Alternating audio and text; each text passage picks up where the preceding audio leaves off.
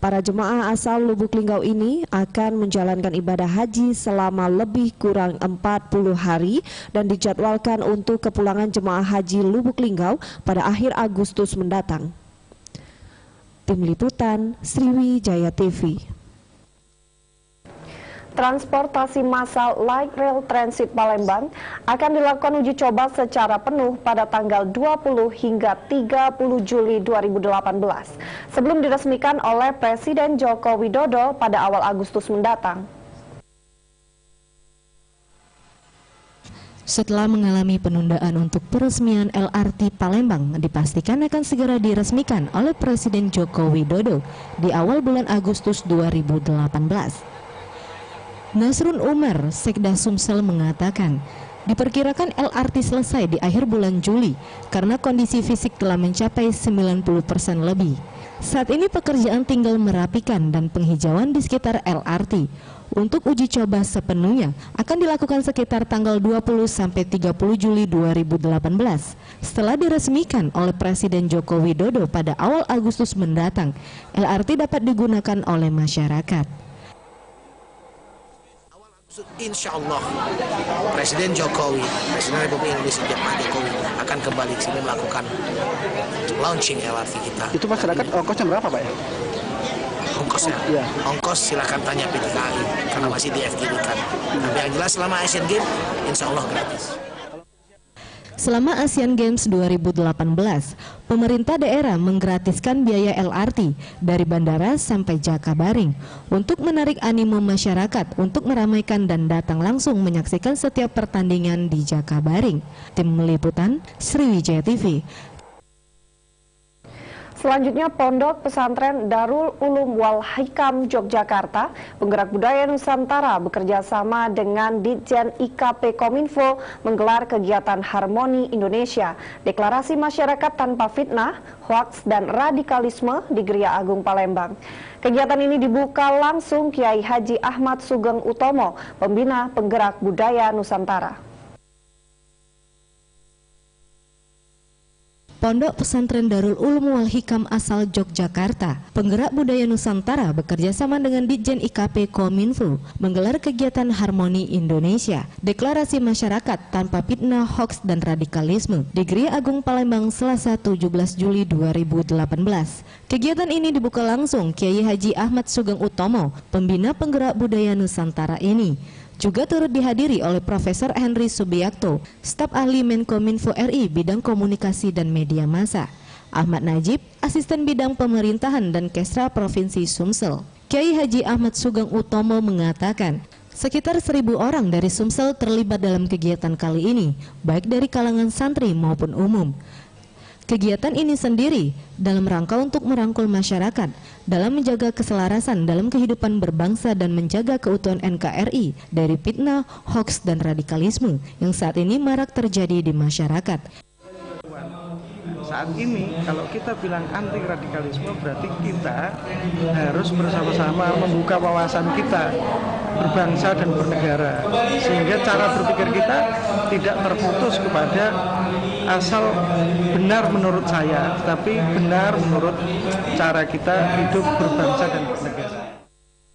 Sementara itu, staf ahli Menkominfo RI, Profesor Henry Subiakto menyampaikan, dengan kegiatan ini diharapkan dapat menjadikan anak-anak muda di Sumsel sebagai agen bagi masyarakat umum dalam menghidupkan budaya gotong royong, toleran dan pluralis agar masyarakat umum tidak terpengaruh radikalisme.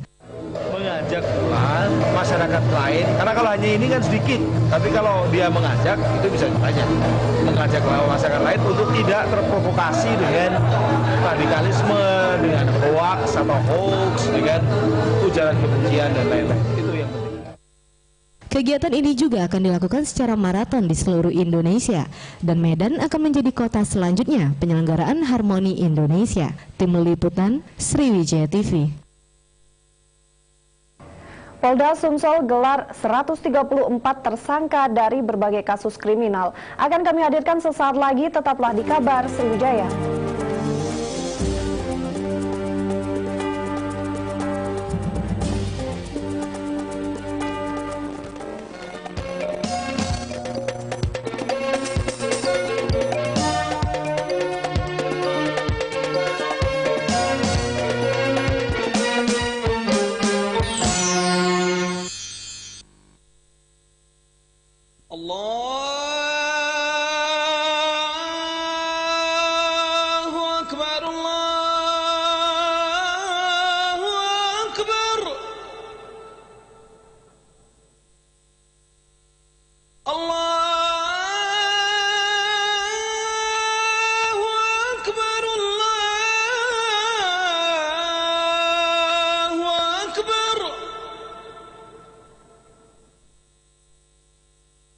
أشهد أن لا إله إلا الله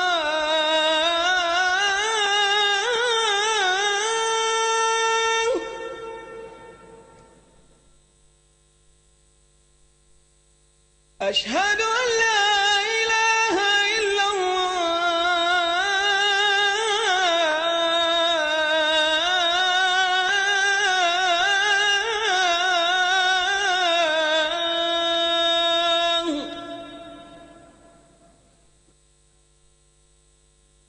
أشهد أن محمدا رسول الله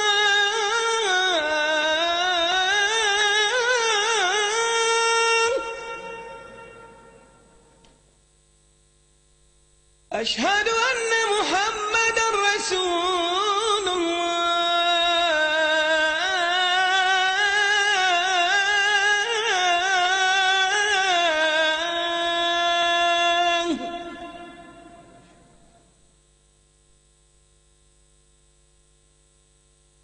حي على الصلاة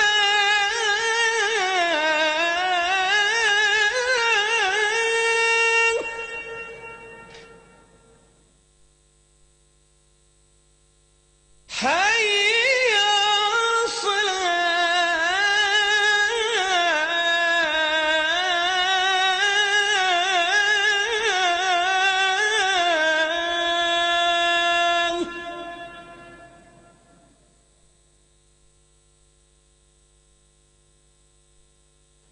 حي على الفلاح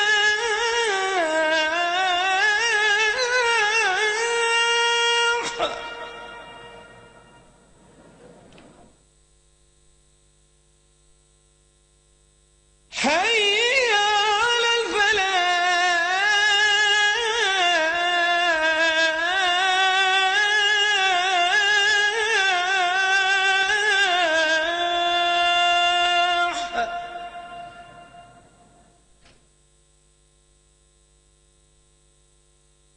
الله أكبر الله أكبر لا إله إلا الله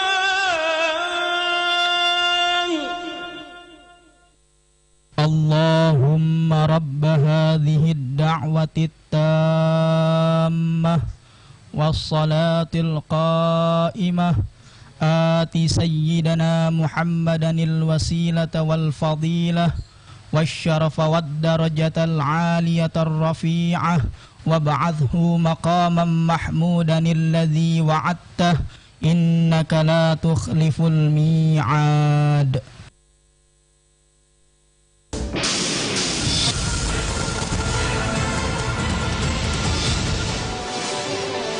Sumatera Selatan selalu memikat mata dengan kemajuannya. Ibu kota provinsi ini tampil sebagai energi baru Indonesia. Asian Games 2018 menjadi lompatan sebuah pembangunan, sebuah langkah kemajuan bagi Sumatera Selatan. Ini sebuah realisasi mimpi dan cita-cita membangun dan memajukan daerah lewat olahraga. Menyulap bawah menjadi komplek olahraga.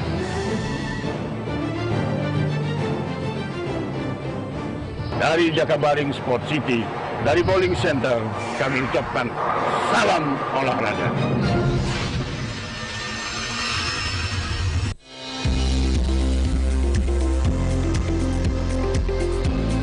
Assalamualaikum warahmatullahi wabarakatuh, pemirsa di rumah. Kembali lagi program Kesehatan Jendela hadir menjumpai Anda.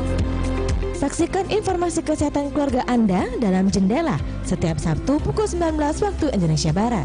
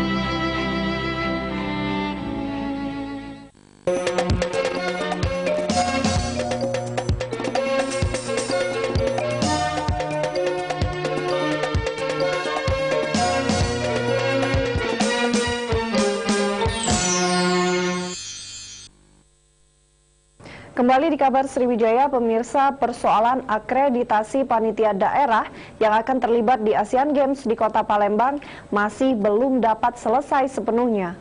Untuk akreditasi ini baru selesai sekitar 70% dari total 150.000 yang mendaftarkannya. Sisanya yang belum selesai ini merupakan pejabat daerah di Kota Palembang.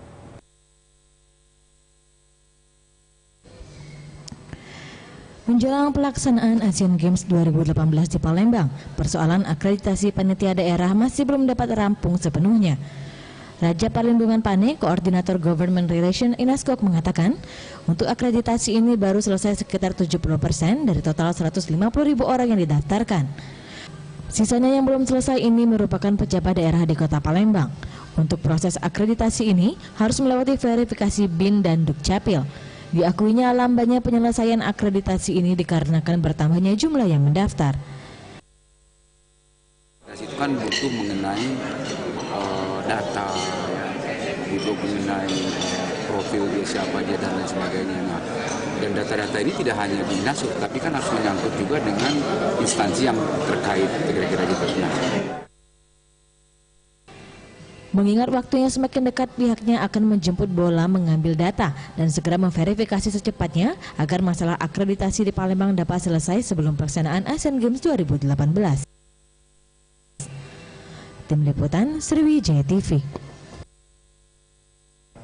Kadis Perumahan dan Kawasan Permukiman Sumsel, Basyarudin Ahmad mengatakan, secara keseluruhan venue menembak sudah hampir rampung. Untuk peralatan baru ada sebagian sisanya masih di Kemenpora dan secepatnya akan segera terpasang. Pengerjaan venue di Komplek Olahraga Jakabaring semakin dikebut. Venue menembak telah selesai, namun untuk peralatan yang digunakan di dalam venue tersebut belum diuji standarisasinya. Basyarudin Ahmad, Kadis Perumahan dan Kawasan Permukiman Sumsel mengatakan, secara keseluruhan venue sudah hampir rampung sesuai dengan target yang diberikan sampai dengan 30 Juli 2018. Untuk peralatan cabar menembak baru ada di sebagian di range 10, 25 dan 50 meter, sementara sisanya masih di Kemenpora dan secepatnya akan segera terpasang. Secara keseluruhan sudah selesai, tinggal range 300. Range 300 sudah dibuat surat pernyataan dari PPK-nya Kementerian PU untuk pembangunan 31 Juli itu selesai. Ya, selesai. Nah, yang untuk yang lain peralatan baru sebagian yang ada di range 10, 25, 50, tinggal sebagian lagi masih di Menpora. Untuk kondisi rumput di nomor 300 meter, rencananya akan ditanam seluruhnya. Namun karena keterbatasan dana hanya ditanami 100 meter, sisanya merupakan tanah. Tim Liputan Sriwijaya TV. Dalam rangka upaya menciptakan suasana Kamtipmas yang kondusif di Kota Palembang dan juga menyambut perhelatan akbar Asian Games 2018, Polda Sumsel menggelar hasil tangkapan tersangka dengan berbagai kasus kriminal, terutama kejahatan jalanan yang meresahkan masyarakat. Sebanyak 134 tersangka ini merupakan hasil tangkapan jajaran polsek-polsek yang ada di Kota Palembang dan juga tahanan Polda Sumsel. Di antara para tersangka, ada 11 tersangka yang terlibat kasus pembunuhan terhadap pelajar di kawasan Lebong Searang beberapa waktu lalu, serta berbagai kasus lainnya seperti kepemilikan senjata tajam dan senjata api rakitan, kejahatan curas dan curanmor, serta premanisme. Irjen Pol Zulkarnain Adi Negara selaku Kapolda Sumsel mengatakan, kebanyakan di antara para tersangka berusia 20 tahun. Selain itu, kegiatan cipta kondisi ini akan terus dilakukan oleh pihak kepolisian hingga terselenggaranya Asian Games 2018. Dan juga kegiatan razia kejahatan jalanan yang terus dilakukan jajaran kepolisian ini diharapkan dapat meminimalisir kejahatan yang sering meresahkan masyarakat. Tadi memang banyak masih kategori anak-anak, walaupun memang tidak di bawah umur ya, mereka 20 tahun, 21 tahun itu sudah dewasa sebenarnya, tetapi ya masih kategori masih muda-muda lah kira-kira begitu. Coba kita lihat sendiri semacam yang pelaku 18 orang itu yang pelaku itu ya, nah itu paling muda 16 tahun, paling tua 20 tahun. Ya seperti sudah dilakukan ya, sebenarnya ini sudah lama ya, melakukan operasi cipta kondisi yang kita sebut membuat suasana lebih aman, tentram dan damai. Kita melakukan kegiatan kepolisian yang ditingkatkan. Jadi dengan sasaran yang memang kejahatan-kejahatan jalanan dan semacam tadi kita apelkan untuk melakukan kegiatan. Tim Liputan Sriwijaya TV. Gaung pesta olahraga terbesar se-Asia, ajang Asian Games 2018 yang akan digelar di Palembang, Sumatera Selatan sudah semakin terasa. Menghadapi pelaksanaan Asian Games tersebut, Polres Lubuk Linggau turut juga berpartisipasi dengan mengerahkan sebanyak 204 personil ke Palembang.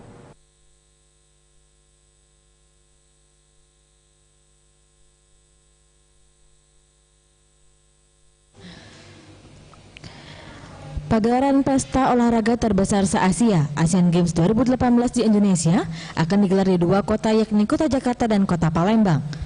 Ajang kejuaraan olahraga bergengsi ini dipastikan akan dimulai digelar pada tanggal 18 Agustus 2018 mendatang. Terpilihnya Palembang sebagai salah satu tuan rumah Asian Games patut dijadikan kebanggaan masyarakat Sumatera Selatan.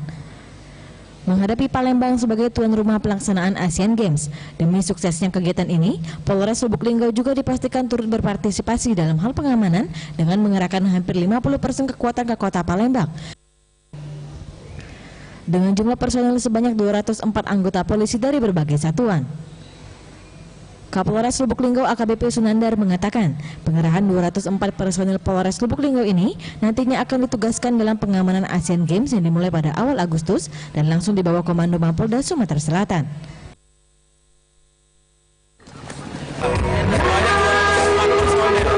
Hampir 50% kekuatan Polres ini ditarik ke Polda. Ya, dari seluruh berbagai satuan polisi ditarik untuk PKO ke sana. Kalau terganggu pasti terganggu, tapi kita kan melihat urgensinya. Yang penting yang mana hari ini pengamanan Asian Games itu lebih penting. Permintaannya mulai awal Agustus ini kita sudah dorong. Ya, awal Agustus kita dorong 204 personil kita akan dorong ke sana. Sampai nanti kalau tidak salah 2-3 minggu itu ya. 2-3 minggu baru nanti kembali ke sini.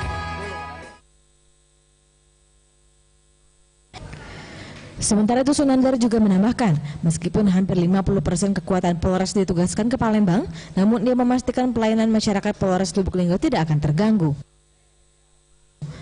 Tim Liputan Sriwijaya TV. Selanjutnya, sebanyak 16 partai politik resmi mendaftarkan bacaleknya untuk mengikuti pemilu 2019 di KPU Palembang. Selanjutnya, KPU Palembang akan melakukan verifikasi berkas hingga 21 Juli 2018. Setelah menutup proses pendaftaran bakal calon anggota legislatif di KPU Palembang pada 17 Juli 2018, KPU Palembang mulai melakukan verifikasi berkas para bakal calon legislatif, sekaligus menghitung jumlah bacalek yang terdaftar. Pada tanggal 19 hingga 21 Juli, KPU Palembang akan menginformasikan kepada parpol jika ada kekurangan berkas dari bacalek, dan akan mempublikasikan jumlah caleg jika semua data sudah rampung. Tahapan hari ini kita melakukan verifikasi untuk syarat calon. Setelah itu kita akan memberitahukan ke partai politik dari tanggal 19 sampai tanggal 21 hal-hal yang harus diperbaiki untuk data bacalek. Dari 16 parpol yang ada di Palembang, semuanya telah mendaftarkan masing-masing bacalek. Namun dari ke-16 parpol tersebut, hanya partai PKPI tidak mengisi 6 dapil yang disediakan KPU Palembang dan hanya mendaftarkan untuk 4 dapil. Sementara untuk parpol lainnya, sudah mendaftarkan bacalek di 6 dapil atau sudah memenuhi kuota untuk 50 kursi di DPRD Palembang. Tim Liputan Sriwijaya TV. Harga ayam potong di sejumlah pasar tradisional Palembang melonjak hingga menembus Rp45.000 per kilogram. Sejumlah pedagang mengakui harga ayam potong naik Rp3.000 dari sebelumnya Rp40.000 per kilogram. Salah satu pedagang yang ditemui, Zainur, mengatakan harga daging ayam potong terus mengalami kenaikan setiap harinya. Jika normalnya harga ayam potong di kisaran Rp28.000 per kilogram, saat ini harga daging ayam potong meroket Rp43.000 hingga Rp45.000 per kilogramnya. Sekarang tidak bisa ngomong, mahal sekali. Mahal. Berapa sekarang? Sekarang 43, 45. 43, 45. Sejak kapan naik itu? Hari inilah 43 tuh, ada 42. Hal yang sama juga dikatakan Sundari. Kenaikan harga ayam potong lebih dari 50% ini berpengaruh pada penjualan. Jika biasanya ia menjual hingga 100 kg dalam sehari, kini hanya 50 kg saja. Jauh, turun ya? Turun, jauh. Mungkin ibu rumah tangga tidak beli. Sehari berapa? Biasanya sehari itu bisa jual kalau harga ayam normal itu berapa? Aman jarak lebih dari sepiku. Sekarang habis yang belanja di rumah makan baik. Yang belanja di rumah makan baik. Tim Liputan, Sriwijaya TV. KONI Sumatera Selatan janjikan bonus untuk atlet spesial Olimpiks peraih medali. Informasi selengkapnya akan kami hadirkan, tetaplah di Kabar Sriwijaya.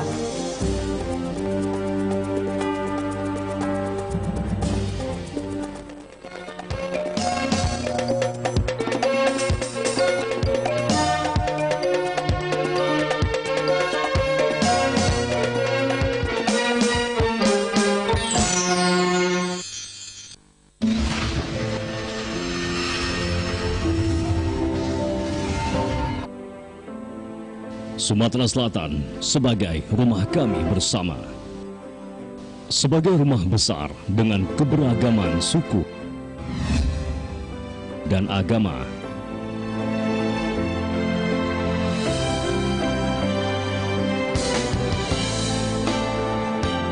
Memiliki beragam adat istiadat, kaya akan perbedaan budaya.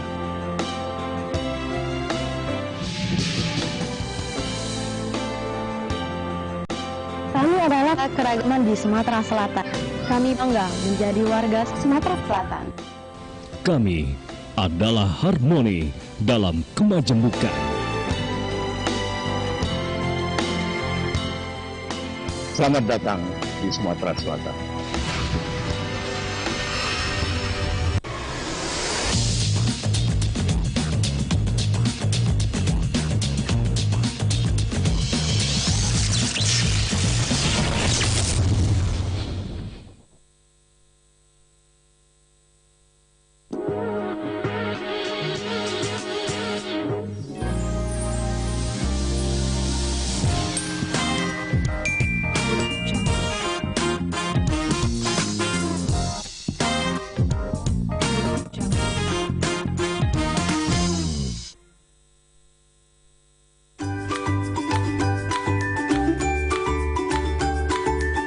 Jangan lewatkan petualangan Bedul dan Kak Okan belajar pengetahuan baru dalam Si Bedul setiap Jumat pukul 19.30 malam.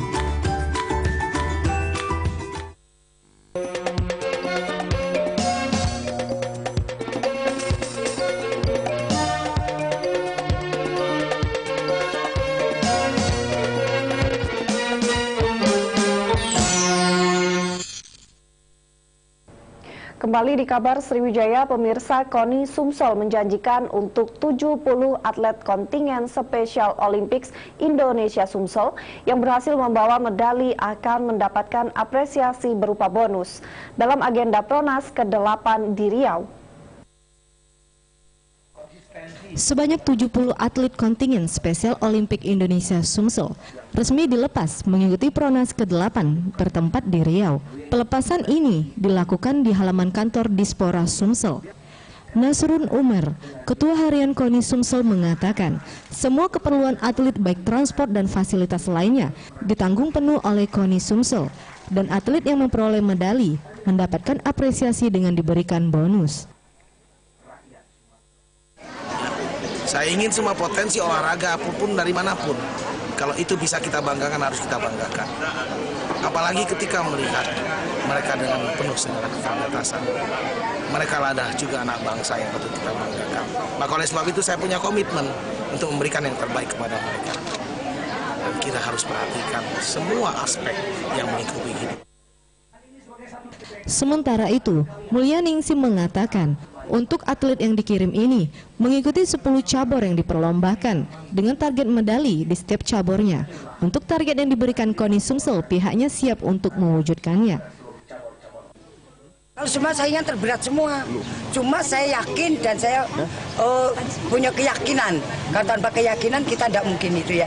Saya keyakinan dan saya terapkan kepada atlet-atlet saya supaya yang penting kita bisa, yang penting kita maju dulu, mau semangat dulu. Soal hasil wallahu alam, tapi kami mohon pada Allah Yang Malam supaya kita bisa membawa nama Sumatera Selatan secara Spesial Olimpik Indonesia merupakan kejuaraan yang dikhususkan untuk tunagrahita yang dimainkan 4 tahun sekali. Di kejuaraan sebelumnya, Sumsel berada di posisi kedua dan di tahun ini menargetkan menjadi juara umum. Tim Liputan, Sriwijaya TV. Tenaga guru berstatus PNS atau ASN di Kabupaten Pali masih sangatlah kurang di Kabupaten Pali, sehingga Bupati Pali akan mengajukan menambah kuota PNS guru ke pemerintah pusat.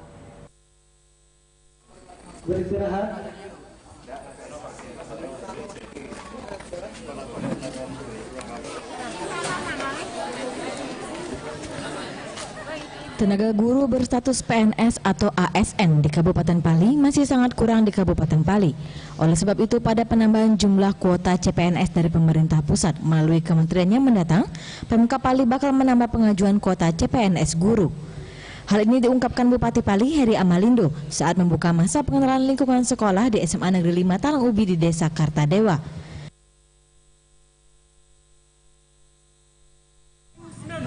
Senin 16 Juli 2018 siap dilaksanakan.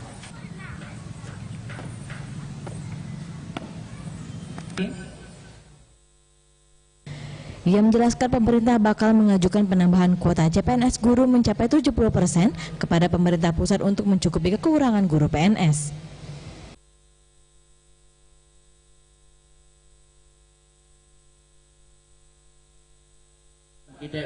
Ya tentunya kalau dari kementerian nanti kita insya Allah kalau ini ada program untuk penambahan PNS itu diutamakan hampir 70% dari untuk guru-guru yang ada di kabupaten kita. Yang penting semangat untuk menuntut ilmu yang paling penting. Dengan semangat tentunya kita akan bisa lebih baik. Dengan semangat juga kita bisa termotivasi untuk lebih maju. Untuk itu kemudian jaga etika, pergaulan bebas antara remaja itu tolong dijaga dengan baik, etika. Nah kalau mereka rusak tentunya kabupaten kita yang dinilai rusak. Nah untuk itu, untuk menjaga kabupaten kita tetap baik ini tentunya bukan kami kepala daerah sendiri, seluruh elemen masyarakat kita, terutama sini para murid, guru, dewan guru, wali murid semua bekerja sama bahu-membahu membantu membangun Kabupaten Penukal Abak Matang Hilir ini. Gedung untuk SMA Negeri 5. Sementara itu, Kepala SMA Negeri 5 Talang Ubi Suryadi menjelaskan sejauh ini pihaknya sangat kekurangan guru PNS, yakni hanya terdapat 1 guru PNS dan sisanya 28 guru berstatus honor. Dan ia berharap jika adanya penambahan CPNS dari pemerintah pusat untuk Kabupaten Pali. Langsung oleh 5 ini dari 28 itu baru 1 PNS-nya. Jadi semuanya tenaga honorer. Baik guru maupun TU-nya. Tadi ada kekurangan masih Pak? Sangat kurang.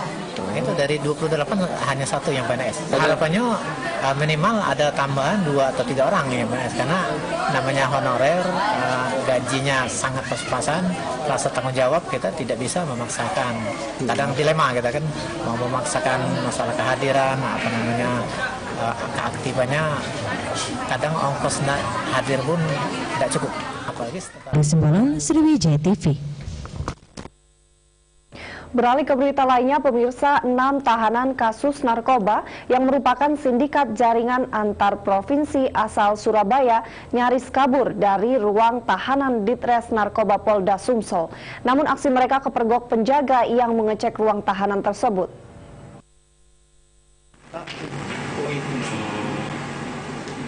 sebanyak 6 tahanan kasus narkoba mencoba melarikan diri dari ruang tahanan Ditres Narkoba Polda Sumsel. Keenamnya mencoba kabur dengan cara menjebol dinding ruang tahanan. Bahkan dinding beton setebal kurang lebih 15 cm sudah bolong dengan diameter sekitar 20 cm. Dari informasi yang dihimpun, ruang tahanan dihuni 6 tahanan sindikat jaringan narkoba antar provinsi yang berasal dari Surabaya, yakni Leto, Chandra, Andi, Trinil, Asun, dan Onil. Mereka sengaja diinapkan dari ruangan tahanan dan barang bukti ke ruang tahanan narkoba untuk menjalani pemeriksaan lanjutan mengenai tindak pidana pencucian uang. Direktur Ditres Narkoba Polda Sumsel, Kombes Pol Farman mengatakan, percobaan dilakukan pada pukul 11:30. Diketahui 6 tahanan secara bergantian mengikis dinding tebal ruang tahanan dengan menggunakan bor. Bahkan untuk mengelabui petugas piket jaga, salah satu tahanan berpura-pura izin ke kamar mandi dengan tujuan melihat situasi di luar ruangan. Namun aksi mereka kepergok penjaga yang mengecek ruang tahanan tersebut. Bahkan kaki TSK atas nama Andi sudah keluar dari lubang yang berhasil mereka jebol. Nah, tadi malam sekitar jam 11:30 itu anggota sebetulnya sudah curiga.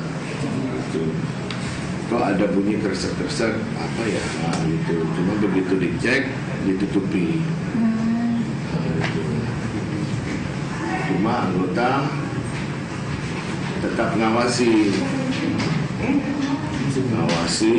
kemudian sekitar jam 3 kok ada bunyi duk gitu, kira-kira gitu.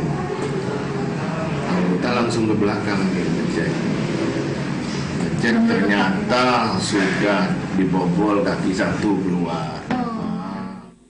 Tim Liputan Sriwijaya TV. Perihal hutang, oknum sipir Lapas Mata Merah aniaya napi hingga tewas, tetap di Kabar Sriwijaya.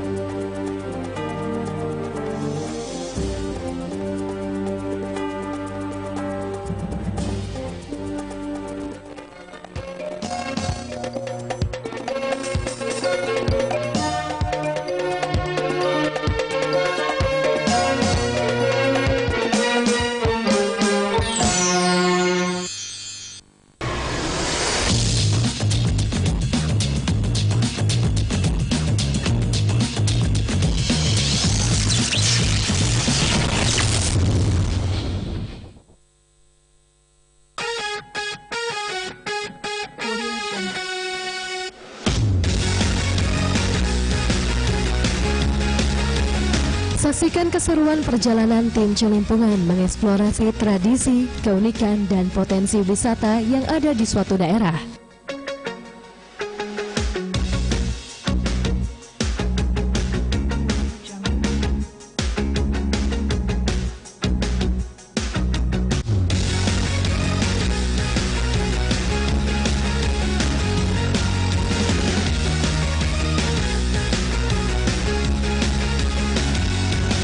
Celimpungan, celingak-celinguk kampung Anda, setiap Kamis jam 8:30 malam. Hanya di Sriwijaya TV.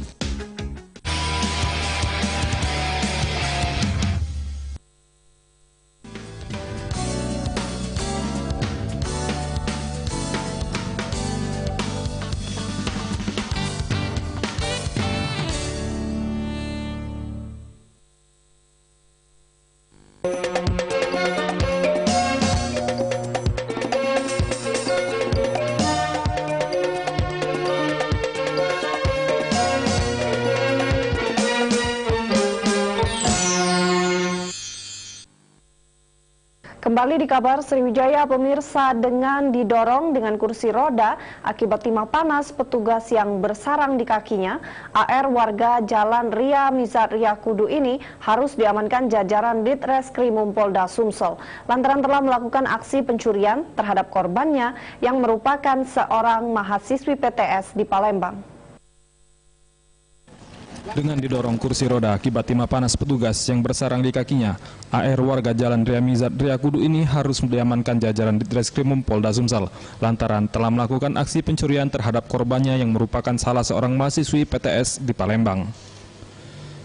Menurut pengakuan tersangka, kejadian bermula ketika tersangka berniat melakukan aksi tak terpujinya tersebut di kosan milik mahasiswi ini pada pukul 2 dini hari.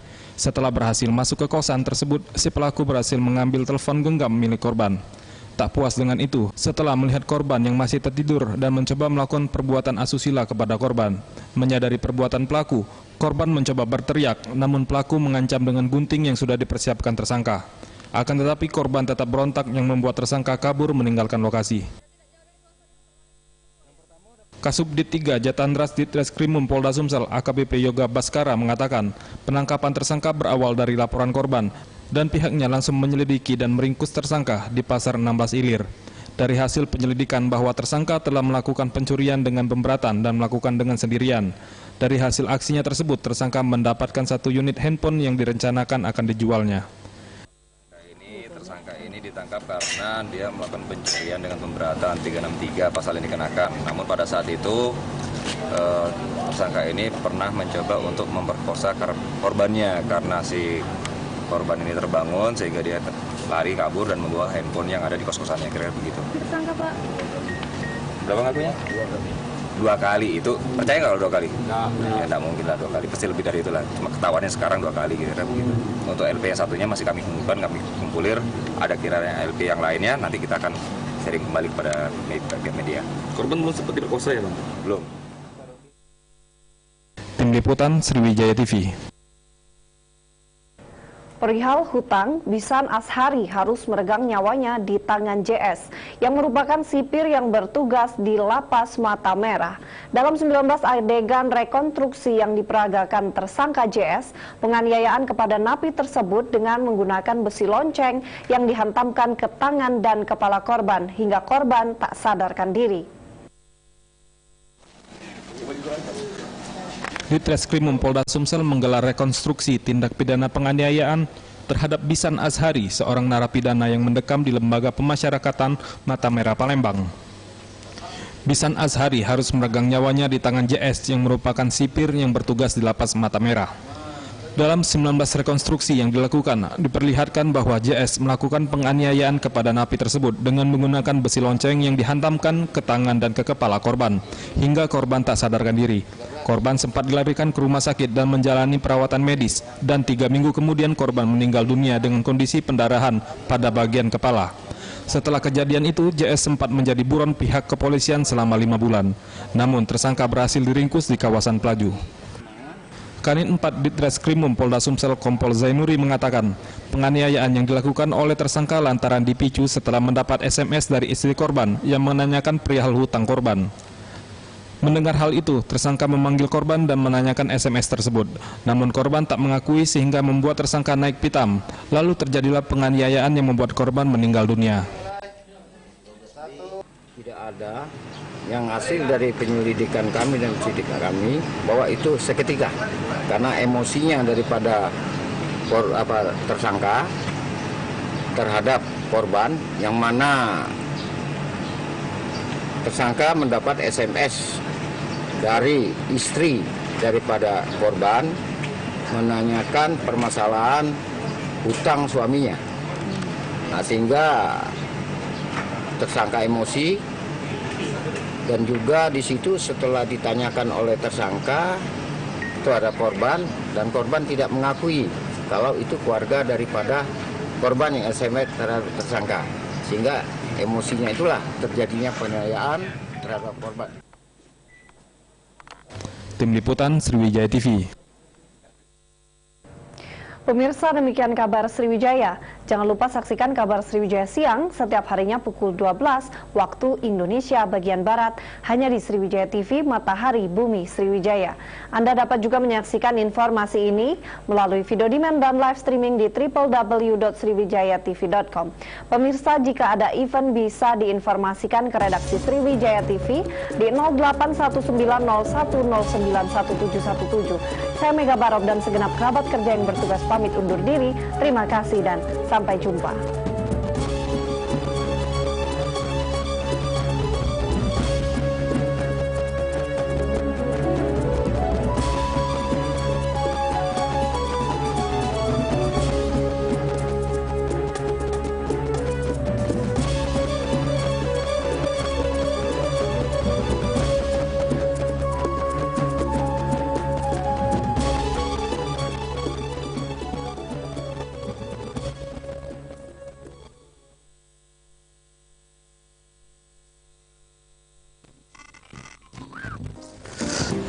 mana lah ya?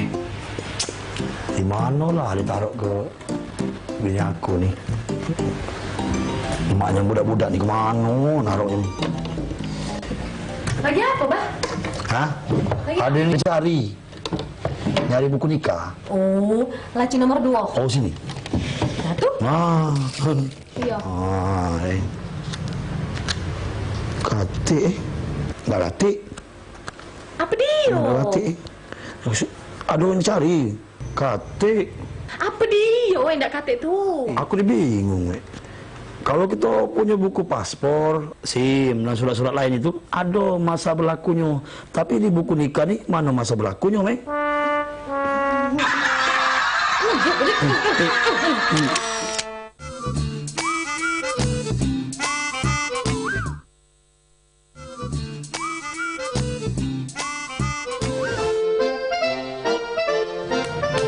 Aduh, badan lemes, uji wong, donor darah itu sehat. Hari ini aku niat karena dari rumah aku nak donor darah. Talang keraminya tempat ini. Ini tempat donor darah apa posyandu ini? Keraminian sini. Kalau ngapa? Kakak sini nak donor darah apa nak ngapa ya? Tidak, saya wangi kawan bae nak sunat. Kawan nak sunat? Mualaf biasa. Oh, pacak sunat juga tempat ini. Kakak, sini apa ya? Aku nak imunisasi. Nak imunisasi? Dah sekalian sudah cacar? Bisa sih, kalau di sini ganti kaki-kaki mobil. Baca rukiah juga? Bisa. Baca rukiah bekam ke baca? Baca kalau lagi. Nggak salah aku nih. Di sinilah tempat yang tepat aku untuk mendonor ke darah aku. Insya Allah berkah ini. Insya Allah, Kak. Kakak antri ke berapa? Aku antrian ke-5. Antri ke-5? Iya. Langsung suntik imunisasi? Iya. Ikut cacar juga? Iya. Oh iya, sudah Kak. Barengan baik ya? Iya, jadi Kak. Nunggu antrian dulu gitu kan? Ah, lamun kan? Oh ya Mbak. Aku baik? Oke. Kak, lu aneh? Lu aneh? Iya. Age aman sunat, omongi dokternya, sisoi dikit.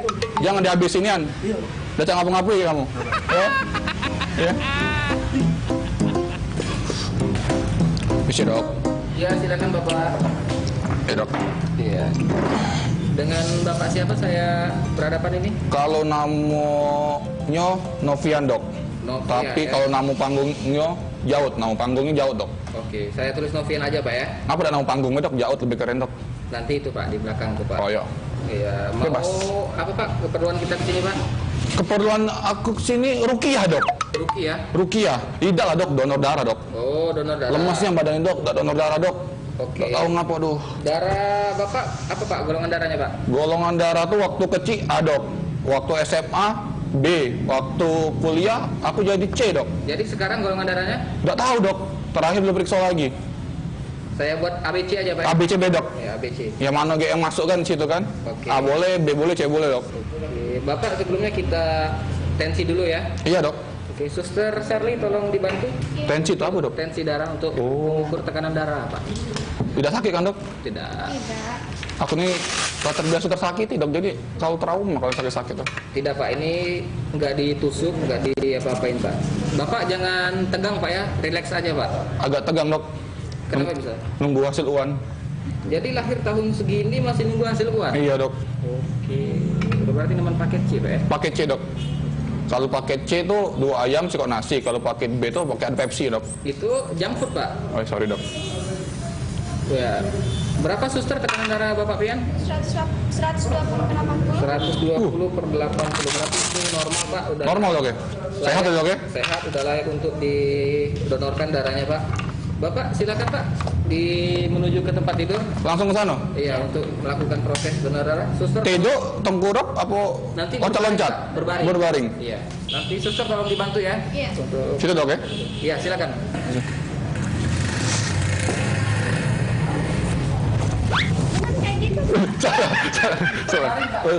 Sorry dok. Kebiasaan dok. Aduh. Ini kalau proses untuk donor darah itu berapa lama dok biasanya dok? Paling-paling 15 menit Bapak. 15 menit dok ya? Iya, Bapak ya. Oke, dok. Tarik napasnya Bapak. Oke. Ditunggu Bapak ya, relax aja Pak. Ditunggu dok? Iya, ditunggu ya. Pokoknya paling lama 15 menit dok ya? 15 menit ya? Oke dok.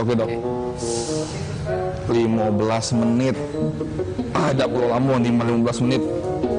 Nyantai baca. Suster, kayaknya telepon di belakang bunyi, tolong diangkat dulu sus. Telepon di belakang. Bapak Nopian.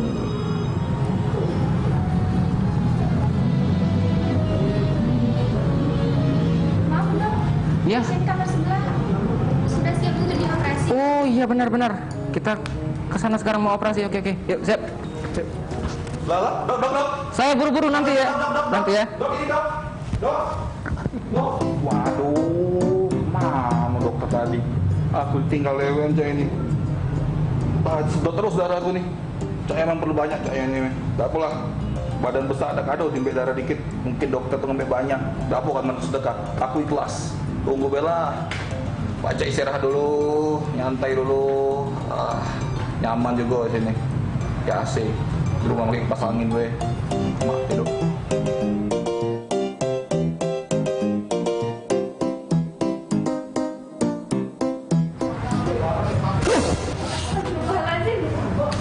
Halo Pak, bangun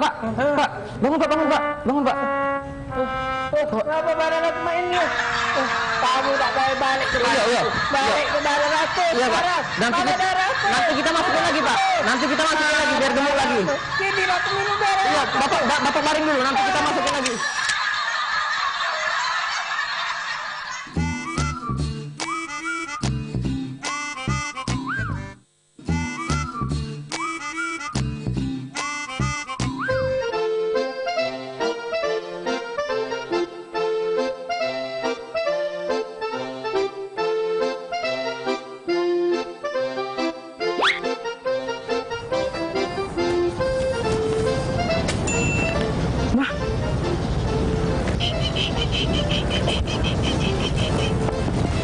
Badut ulang tahun. Telepon ucapin ulang tahun. Telepon lu 08 78 29 77. Tuh. Nah, masuk. Halo. Oh, angkat dulu. Halo. Ini badut ya? Boleh bener. Ini badut. Badut ulang tahun. Siapa nggak ulang tahun? Ini tepatnya aku ke badut, bukan aku ulang tahun. Happy birthday badut. Selamat ulang tahun. Semoga panjang umur. Iya namanya badut ulang tahun, tapi bukan ulang tahun, tepatnya ke badut. Woi. Halo. Nah, kok mati badutnya? Badutnya marah. Happy birthday badut. Dadah.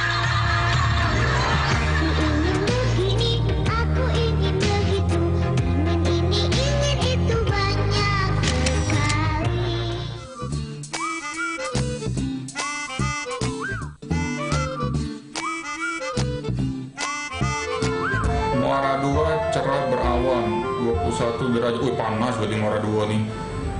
Hitam galau kayak wong sam. Sian. Pagar alam, udara kabut. Bisa teman-teman. Aman. Bawa map pada ngamar begawe ya, Bu? Aku bawa kabar gembira, Pak. Untuk kita semua. Untuk kita semua. Pasti ada ekstraknya. Oh, bukan, Pak. Oh, bukan yang itu. Ya. Bapak tahu kan proyek kita kemarin? Proyek yang itu. Bapak unjuk ke aku kemarin. Yang jembatan yang panjang semeter itu? Iya, semeter. Yang 2x1, Pak. Nah, itu di mana-mana. Aku dengar kabar itu. Nah, aku tuh ragu sebenarnya ngejual proyek itu kau. Kau jangan Bapak ngejual dengan uang yang tepat. Kau jual gorengan beda laku-laku. Kau nggak proyek itu. Bukan gorengan, ini proyek. Iya, coba tunjuk kinerja kau. Itu main, Pak. Lagol, Pak. Gol. Lagol. Berapa kosong? Woi, beda, Pak. Itu lawan Myanmar. Beda. Oh, beda. Proyek, Pak. Golnya, Pak. Cak mana kabar man? Tengok dulu. Jadi kemarin tuh Pak lah disetujui lah gol Pak. Ini Jadi bacoy dari kanan kiri ke kanan? Terserah Bapak. Biasa deh. Iya. Bapak nak baca dari mana terserah Bapak. Asal yang penting lah berhasil proyek ini Pak. Aku panik buka ini man. Oh, Pak buka dulu. Tahu tak? Duitnya Pak, dananya Pak, lah cair Pak. Lah masuk rekening kantor Pak. Aku udah nyangkung. Oh, Pak, Bapak baca dulu. Nah, kepada yang terhormat, saudara tidak bisa masuk karena sakit. Ini Bu, ini surat. Surat sakit kau yang kemarin. Dalam Mana berkasnya? Ini nak. Oh. Nah ini proyeknya. Bapak baca dulu nak. Setelah saya terima, uangnya sudah saya berhasil transfer ke rekening kantor. Oh, Kau ini Sinarman. besar Pak, Rp2.000. Kau akhirnya dari kecil sampai umur sekarang ketemu juga Man. Itulah. Tak nyangka aku Man. Aku beda nyangka ke pajak Pak. Sudah ini. Oke. Tapi, Pak, Bapak ingat-ingat dulu. Bapak lupa pasti. Oh, ulang tahun istri aku? Bukan, itu urusan Bapak, bukan urusan aku. Bukanlah sudah Pak. Iya. Percian Pak. Percian? Ini kan lagu. Kau minta percian? Ini saro Pak. Sini ada CCTV Man. Kau minta percian ya? Percian. Gak ada percian nih? Tidak. Aman nak percian di luar Man. Bahaya. Di sini. Kenapa dari sini? CCTV Man. Dapat berapa? Kita ditangkap. Ada percian? Kita top KPP. Ada percian. Iya. Soal percian nggak? Percian baik. Percian gampang sama. Jadi mana? Kita keluar. Nian weh? Nian sudah. Sedang Pak, setengah aku Pak, ya lah. Kau pengen percian kan?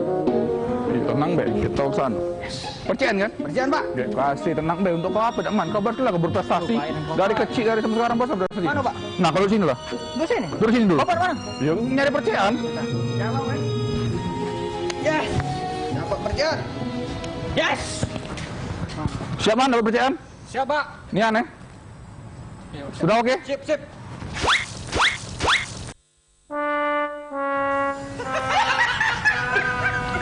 Itu perciannya. Bukan percian ini Pak, biasa. Uji kau minta percian. Bukan ini Pak, duit. Itulah yang aku ada Man. Bukan percian, sudah. Bapak ngerti dah. Oh, buka lagi lah. Buka lagi.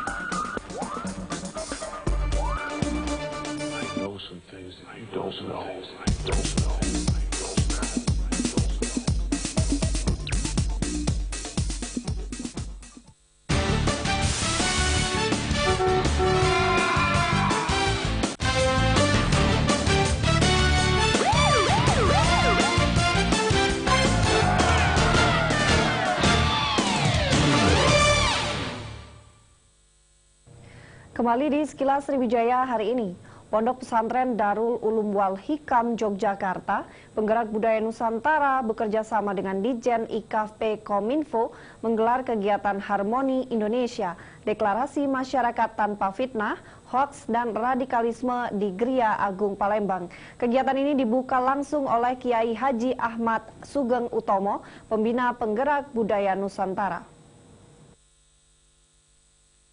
Pondok Pesantren Darul Ulum Wal Hikam asal Yogyakarta, penggerak budaya Nusantara bekerja sama dengan Ditjen IKP Kominfo menggelar kegiatan Harmoni Indonesia, deklarasi masyarakat tanpa fitnah, hoaks dan radikalisme di Gria Agung Palembang Selasa 17 Juli 2018. Kegiatan ini dibuka langsung Kiai Haji Ahmad Sugeng Utomo, pembina penggerak budaya Nusantara ini.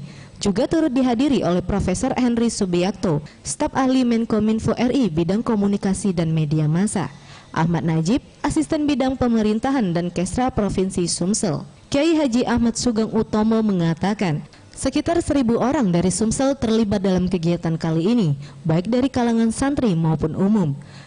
Kegiatan ini sendiri dalam rangka untuk merangkul masyarakat dalam menjaga keselarasan dalam kehidupan berbangsa dan menjaga keutuhan NKRI dari fitnah, hoaks dan radikalisme yang saat ini marak terjadi di masyarakat.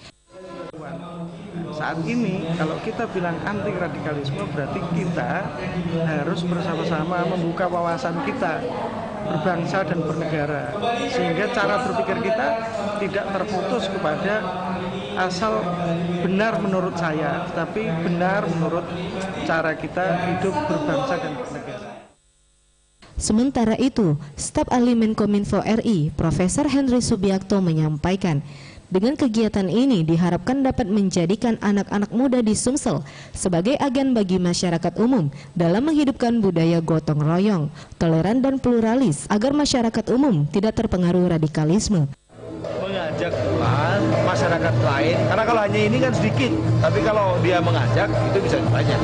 Mengajak masyarakat lain untuk tidak terprovokasi dengan radikalisme, dengan hoax atau hoax, dengan ujaran kebencian dan lain-lain. Itu yang penting. Kegiatan ini juga akan dilakukan secara maraton di seluruh Indonesia dan Medan akan menjadi kota selanjutnya penyelenggaraan Harmoni Indonesia. Tim Liputan Sriwijaya TV. Demikian sekilas Sriwijaya, sampai jumpa.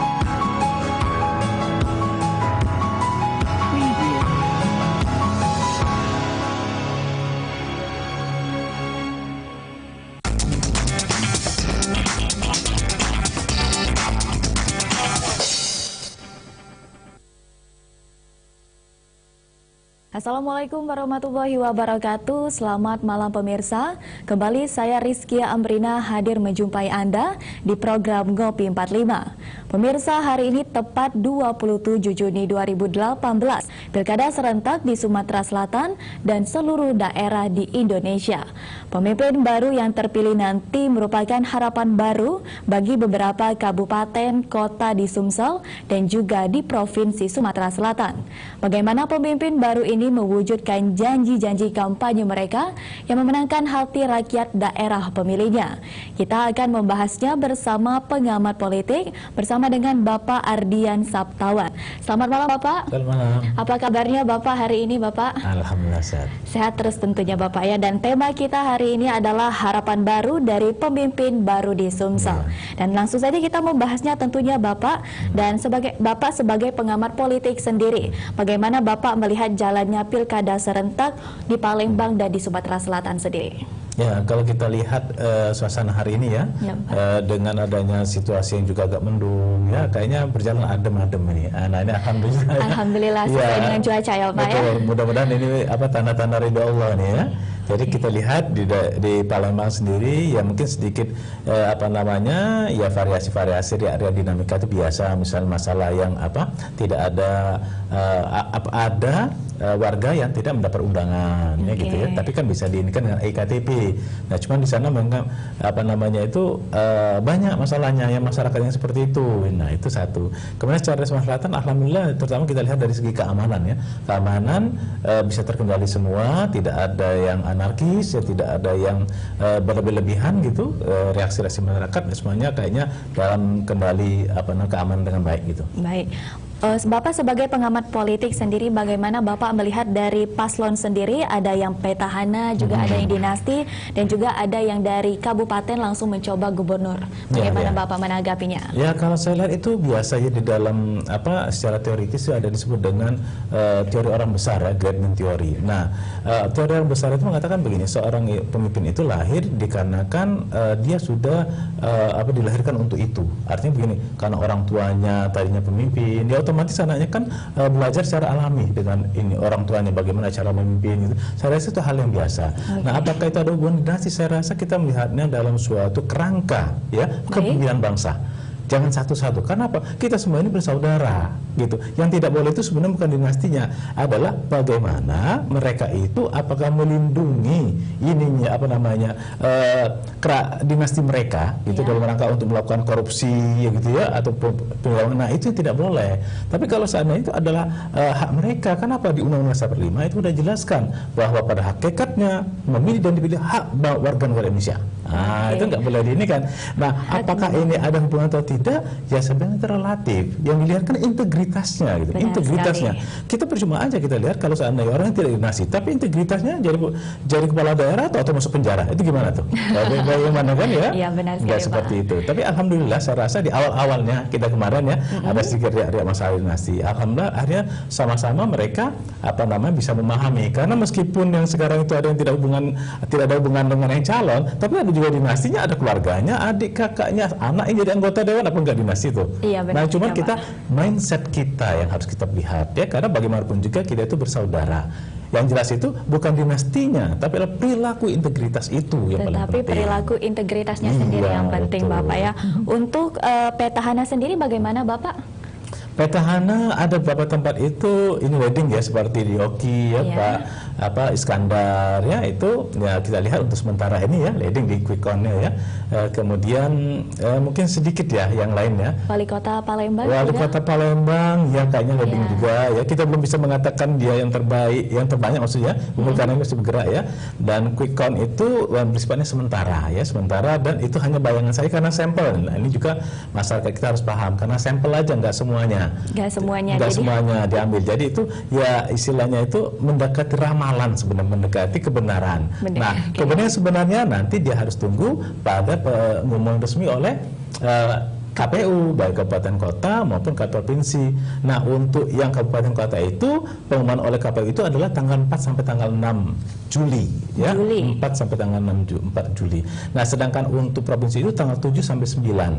Nah, durasi interval itu adalah untuk melihat seberapa siapnya data yang masuk. Jadi dalam aturan PKPU itu sudah dijelaskan adalah tanggal 4 sampai tanggal 6. Sedangkan untuk provinsi itu adalah tanggal 7 sampai tanggal 9. Jadi kan harus bersabar sedikit nih. Meskipun ada yang udah unggul ya gitu ya. Kita harapkan bersabar, dan pemimpin yang merasa unggul itu jangan dulu ngipasi ininya dulu ya, supaya jangan agak adem kitanya ya. agak adem sedikit ya, Bapak. Tapi menurut Bapak sendiri nih, secara hitung cepat tentunya sudah ada pemimpin nih, sudah sudah siap sendiri ataupun siap kalah dan siap kalah dan unggulnya sendiri. Menurut Bapak, langkah awal yang harus dilakukan untuk calon daerah yang sudah unggul dalam hitungan cepat sendiri bagaimana, Pak? Ya, kita harapkan bisa ikut mendinginkan situasi, apalagi kalau mereka sudah unggul ya. Jadi apalagi yang harus dihebohkan ya. Lebih baik dia mendinginkan tim suksesnya ya, paling tidak sementara bersujud syukur dulu ya enggak ya.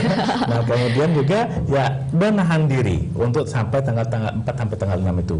Nah, yang lain juga seandainya yang merasa bahwa mereka kalah untuk sementara, paling tidak ya siap-siaplah dengan untuk mencermati hasil perolehan itu.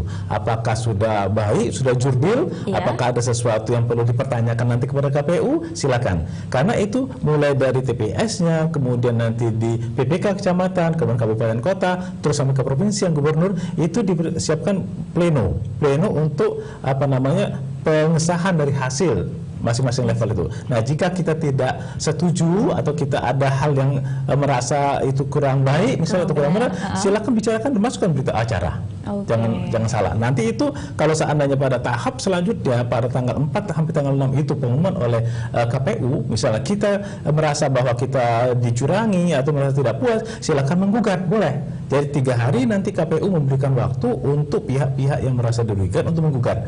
Apabila gugatan itu harus disampaikan kepada MK, Mahkamah Konstitusi. Apabila itu diterima, dilihat Mahkamah Konstitusi memenuhi persyaratan, maka itu akan diadili dulu. Diadili sengketa. Nah, itu setelah nanti putus, artinya apa? Keputusan yang sementara diumumkan oleh KPU itu bersifat belum inkrah, belum tetap. Gitu. Jadi kita menunggu pada keputusan dari Mahkamah Konstitusi. Setelah Mahkamah Konstitusi nanti menetapkan, baru itu inkrah.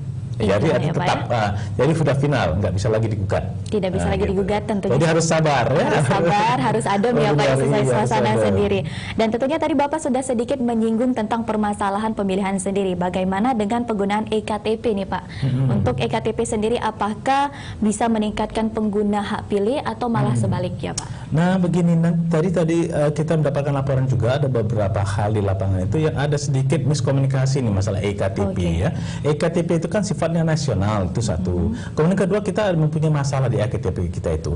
Yang eKTP yang dikeluarkan pada tahun 2012 ya sampai pada 2017 itu masih di sana tercantum berlaku sampai 2017. Tapi itu ada sudah SK Mendagri yang menyatakan bahwa yang KTP tersebut berlaku seumur hidup.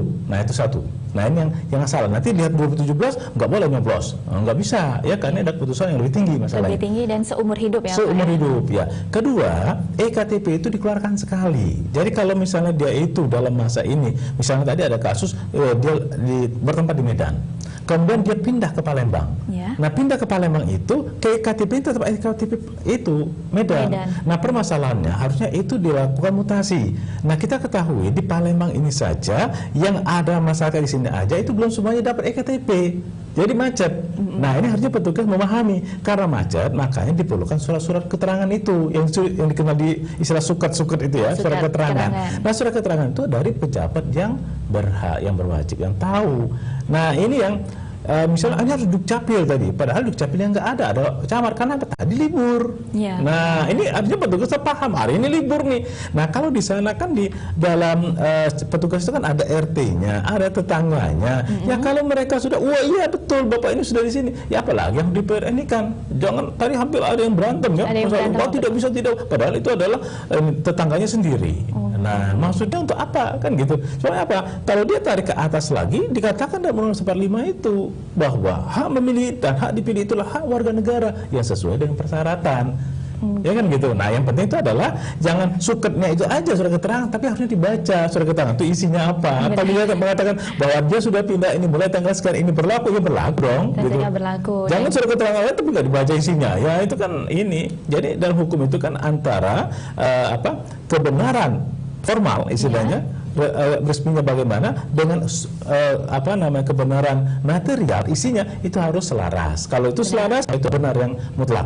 Oke. Nah, jadi kalau dia formal surat keterangan nggak dibacanya, ya itu namanya kebenaran formal. Nah, kita harus baca isinya gitu. Oke, baik Bapak, kita akan melanjutkan kembali tentunya, dan untuk pemirsa Ngopi 45 bisa bergabung melalui telepon di 0711 364 111 atau di 364 666. Jangan kemana-mana, tetap di Ngopi 45.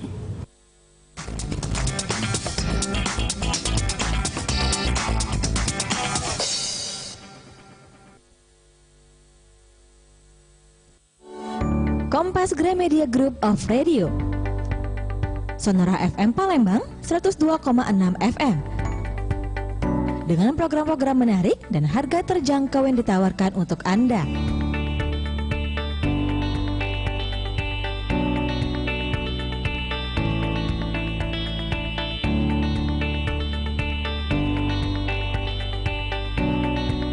Dengan jangkauan siar yang luas.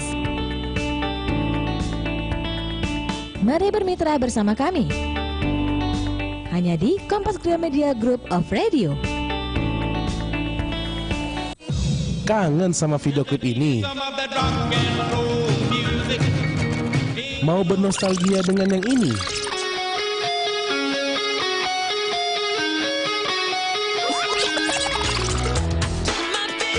Di sini tempat kalian bisa merequest dan bernostalgia dengan klip-klip lawas.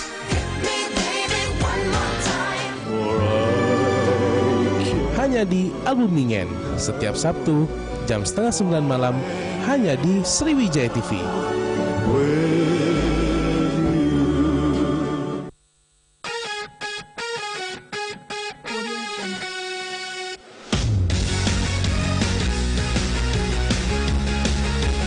Saksikan keseruan perjalanan tim Celimpungan mengeksplorasi tradisi, keunikan, dan potensi wisata yang ada di suatu daerah.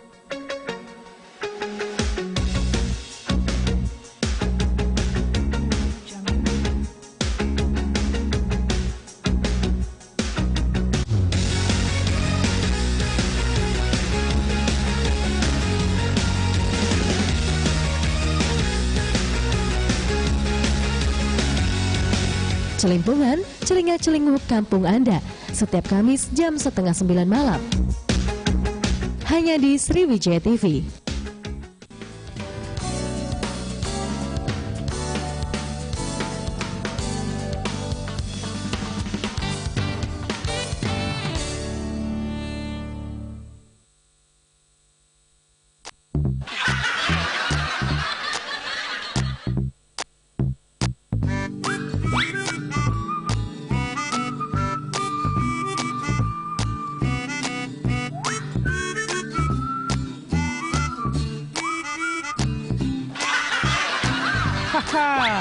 Saksikan aksi konyol mereka dalam Bujang Kelakar setiap Senin pukul 19.30.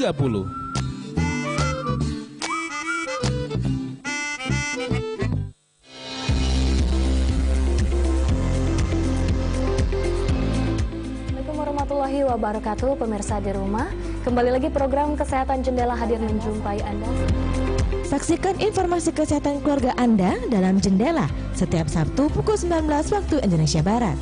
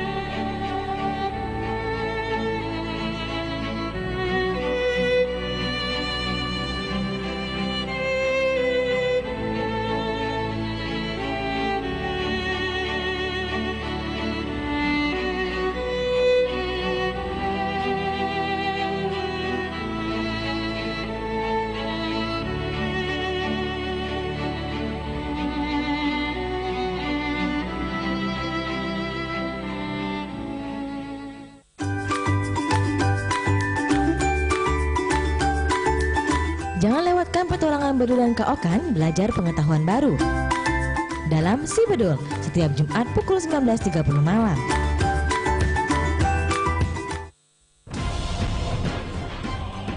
Kejahatan menyebar dengan dalih, kebenaran, ketidakadilan, keserakahan. Untuk menyingkirkan kegelapan ini, jiwa yang hebat akan dilahirkan kembali. Dia bilang dia akan datang. Dia ada di sini sekarang. Jiwa yang hebat itu bernama Buddha.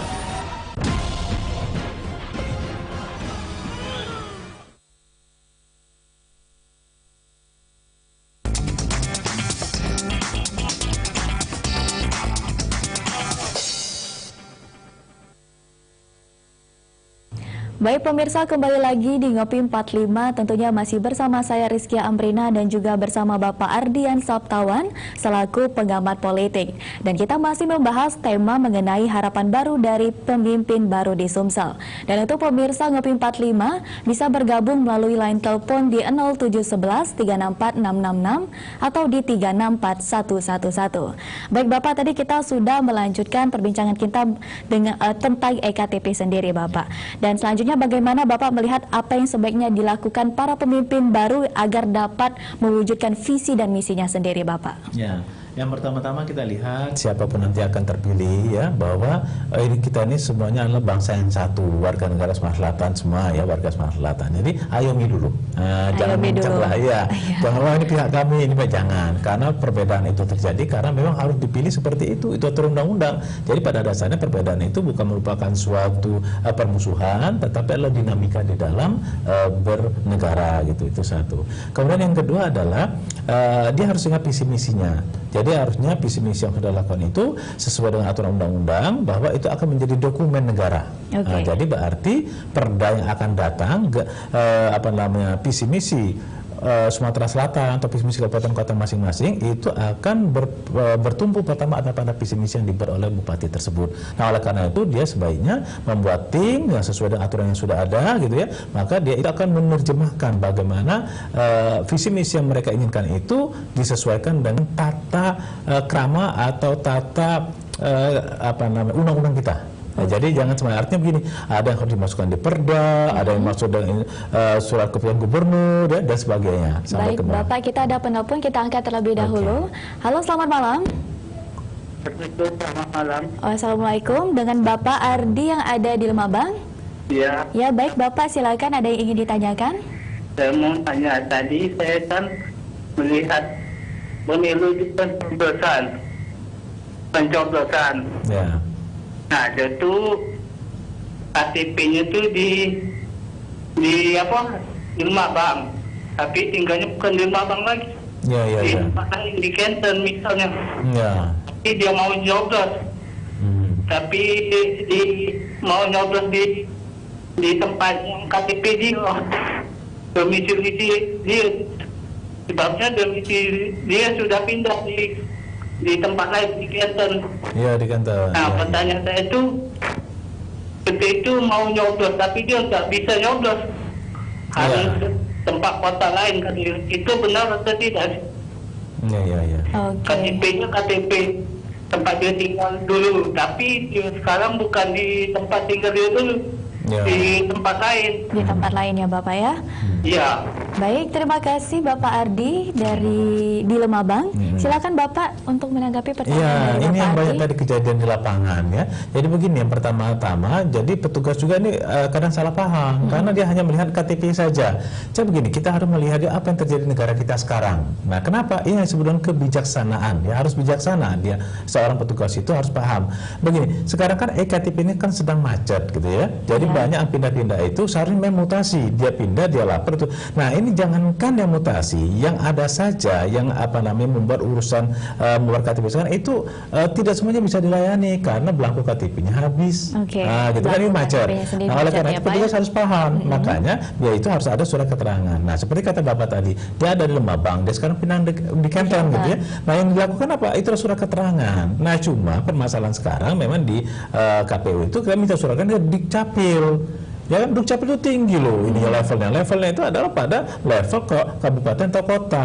Nah, kenapa Dukcapil? Harusnya itu dia ke sini dulu, ke camat saja cukup sebenarnya, karena dia tidak memindahkan keterangan itu.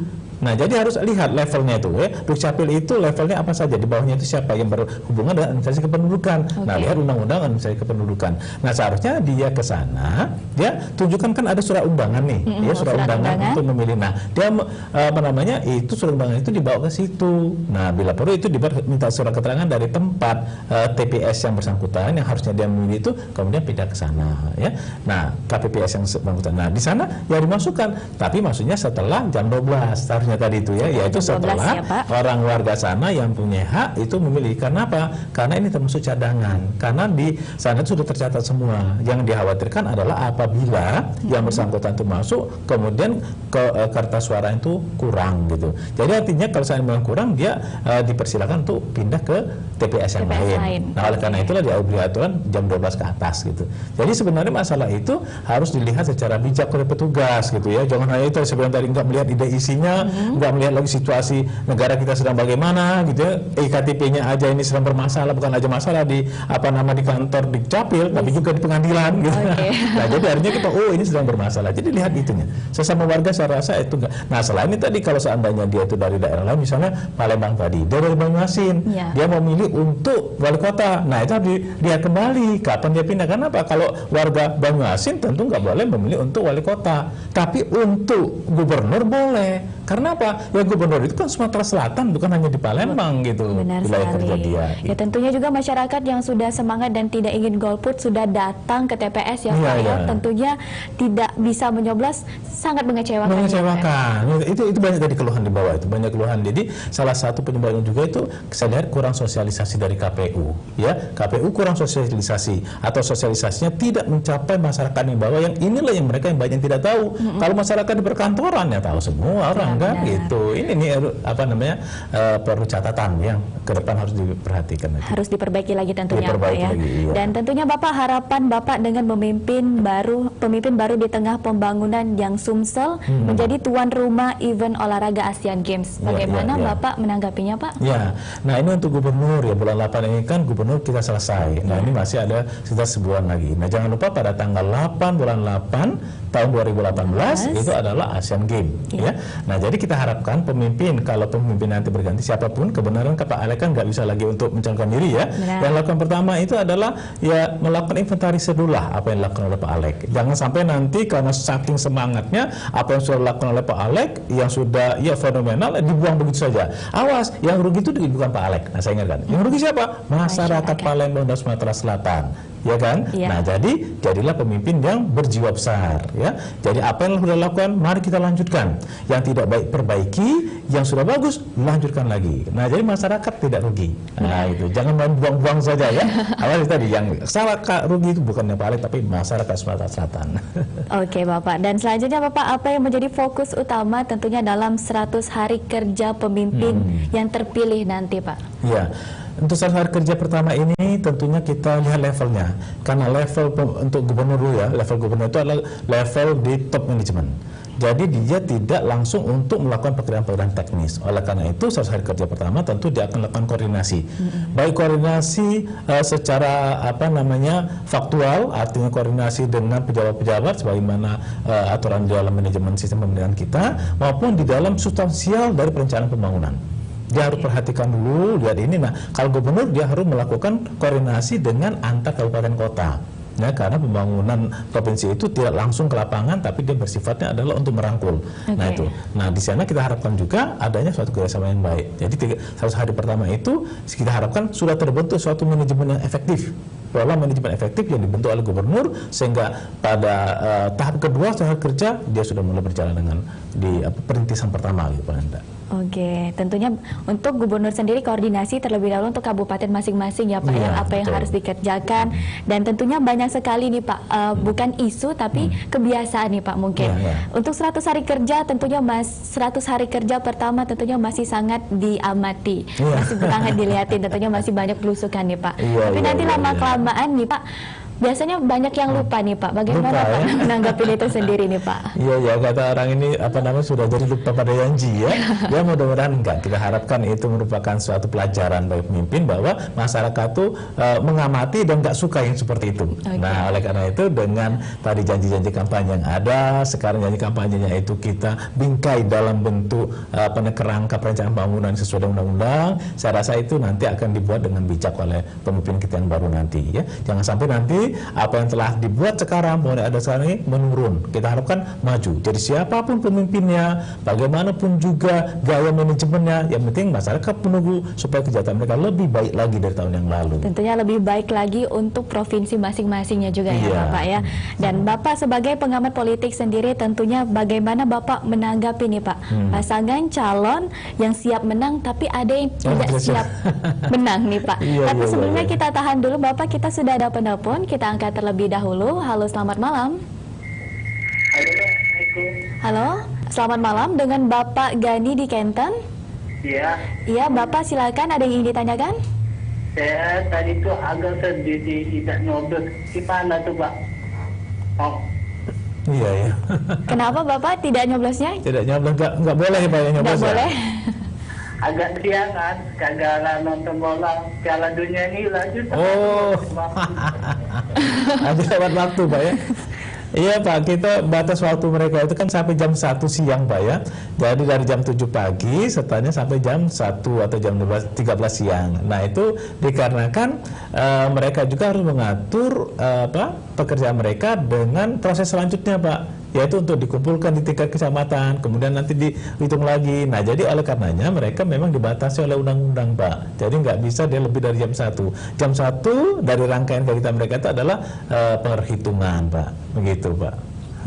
Baik Bapak Gani. Ya nggak apa-apa, nanti baik, tahun sudah depan terputus, itu ya. jadi pelajaran kan. Nanti tahun depan ada lagi Pak pemilihan Iya, ini Pak. legislatif, mudah-mudahan nggak kesiangan lagi. Dan kesiangan lagi ya Pak, belajar dari pengalaman sebelumnya. Nah tentunya Bapak tanggapan sendiri untuk tingkat golput di pilkada sendiri gimana Bapak? Ya tinggal golput sekarang kita lihat mudah-mudahan ya ini ya lebih baik ya, artinya itu dengan partisipasi masyarakat menjadi meningkat.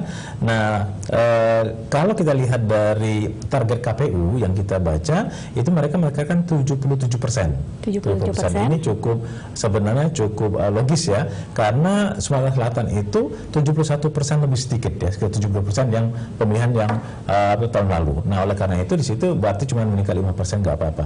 Nah ini kita lihat nanti, kalau sekarang kita belum tahu, setelah nanti perhitungan pada tanggal 4-6 Juli itu baru ketahuan nanti. Artinya itu tingkat berapa yang suara yang masuk, berapa yang sah, berapa yang tidak sah. Nah, harapan kita dengan situasi yang sekarang lebih baik ya, karena di perencanaan juga lebih baik ya, karena pada hari Rabu ini, kalau dulu kan hari Kamis ya, hari Rabu ini orang khusus untuk libur ini, apalagi sekarang masih banyak liburnya ya. Nah, tapi dahulu itu kalau hari Kamis banyak yang nggak mau coblos, malah dia liburan karena biasanya Jumatnya itu waktu pendek, jadi banyak libur.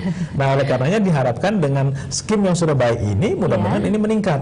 Nah, cuma tadi ada beberapa yang keluhan tadi, yaitu masalah EKTP satu, kemudian fleksibilitas di TPS, ya itu mungkin perlu diinikan lagi, perlu diperhatikan, jangan sampai nanti, karena ini berulang-ulang nih, kita jangan lupa sejak kita reformasi ini adalah pemilihan yang ketiga kali, ya, mulai dari 2003, 2008, sekarang 2003, 2008, kemudian 2013, nah ini ke 2018. Jadi ini yang keempatnya, 3 kali sudah. Artinya kalau sudah 3 kali ya jangan berulang lagi yang kesalahan yang sama, seperti coklat yang sudah nggak cocok lagi, gitu ya, nggak sama dengan coklat, kemudian DPT masih nggak sesuai. Nah itu harusnya jangan diulang lagi. Karena apa? Kita bisa mengatakan ini adalah kesalahan petugas. Kenapa kesalahan petugas? Loh itu berulang-ulang loh, ya nggak? 5 tahun begitu, ulang lagi. Kan belajarnya, nggak boleh lagi. Negara kita nggak maju-maju kalau dipimpin oleh orang-orang atau petugas-petugas yang tidak mau belajar dari kesalahan. Benar sekali Bapak. Dan tentunya Bapak menanggapi pertanyaan tadi Bapak tentang para paslon yang siap menang tapi masih sedikit yang siap kalah. Siap kalah, iya. Ya ini mungkin ya biasa, emosional biasa itu ya, karena mereka sudah capek ya, sudah melakukan belusukan kemana-mana ya, kampanye. Nah namun sebagai orang yang besar, bahwa tidak semua orang itu kan mendapatkan atau menjadi gubernur semua. Gubernur kita hanya satu Pak, wakilnya juga hanya satu.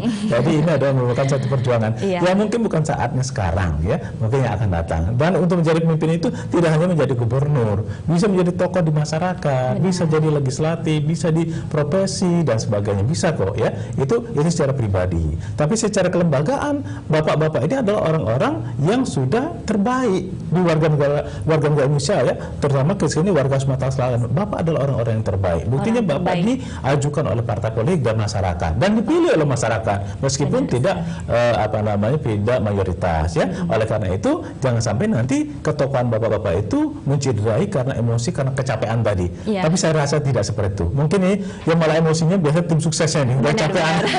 Mudah-mudahan khususnya paham itu. Oke, tentunya damai ya Pak ya, pilkada kita sendiri ya Bapak ya. Saudara-saudara kita sendiri yang menang itu masalahnya. Oke, baik pemirsa Ngopi 45 masih bisa bergabung melalui telepon tentunya di 0711 364 111 atau di 364 666. Tapi kita jeda terlebih dahulu, jangan kemana-mana, tetap di Ngopi 45.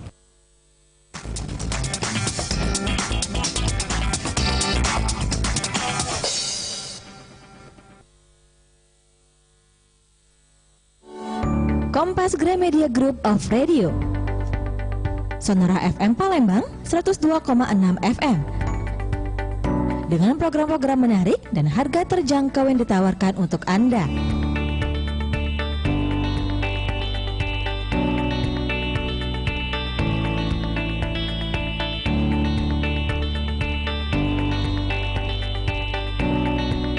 Dengan jangkauan siar yang luas. Mari bermitra bersama kami, hanya di Kompas Gramedia Group of Radio.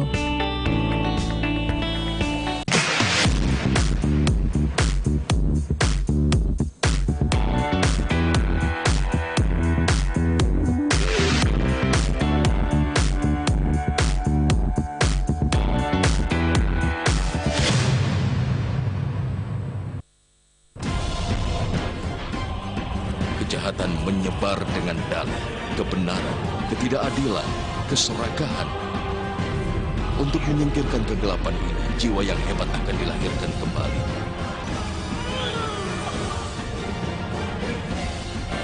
Dia bilang dia akan datang. Dia ada di sini sekarang. Jiwa yang hebat itu bernama Buddha.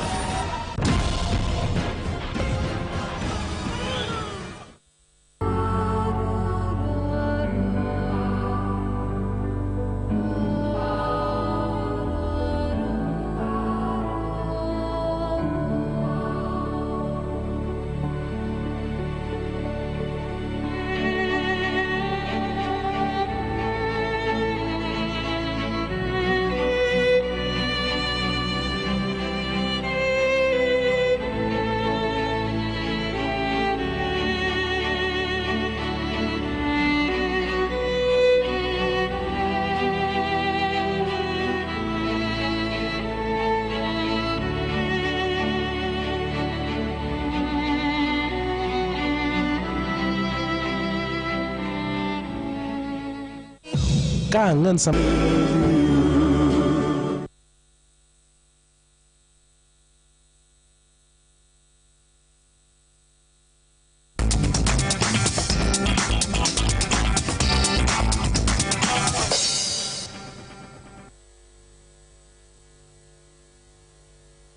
Kembali lagi di Ngopi 45, tentunya kita masih membahas tema mengenai harapan baru dari pemimpin baru di Sumsel. Dan tentunya kita masih bersama dengan narasumber kita, pengamat politik yaitu Bapak Ardian Saptawan.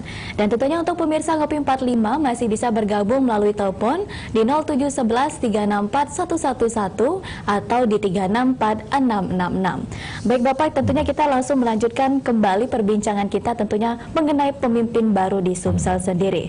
Sebagai Kepala Daerah Pilkada hari ini, Bapak, Kepala Daerah 5 tahun lalu tentunya punya kasus hukum seperti Palembang sendiri, Banyuasin dan Empat Lawang. Bagaimana Bapak menanggapinya? Ya, kalau kita lihat memang ini suatu pengalaman ya bagi warga Sumatera Selatan. Kita itu waktu itu termasuk yang mencahin rock nasional loh ya. Ada 4 kepala daerah yang tersangkut hukum dan berakhir di penjara. Nah, ini dan pas berpasangan lagi ya suami istri. Nah, ini artinya itu bagi pemilih-pemilih harus bercermin. Yang kemarin dipilih itu apakah betul-betul berdasarkan hati nurani atau dikarenakan ikut-ikutan. Nah kan jangan sampai nanti kita bingung, kita anggap yang terbaik, tahu-tahu ini berakhir di penjara.